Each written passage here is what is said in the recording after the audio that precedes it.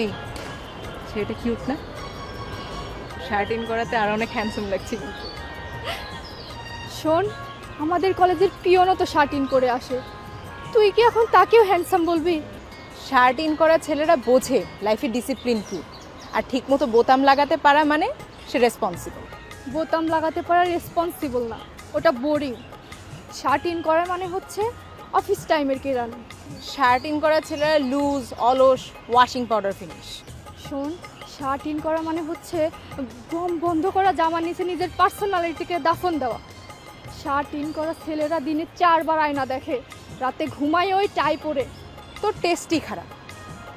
Shirt in করা ছেলেরা থাকে স্টাইলিশ, স্মার্ট আর স্যাটেল। তোর চোখে সমস্যা হয়েছে, তুই ডাক্তার দেখা। শার্ট ইন ছাড়া মানে হচ্ছে সোয়াগ, অ্যাটিটিউড, রিয়েলিটি চেক। তুই চুপ কর। তোর সঙ্গে আমি এই ব্যাপারে আর একটা কথা বলতে চাই না, তুই যা। তুই একটা ফ্যাশন ফসিল। তুই হচ্ছিস একটা ওয়াকিং, হ্যাঁ তুই একটা ওয়াকিং।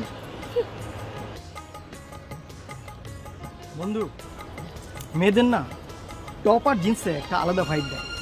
হাফাতা, স্নিকার, ব্যাকপ্যাক, পুরোই যেন একটা নেটফ্লিক্স।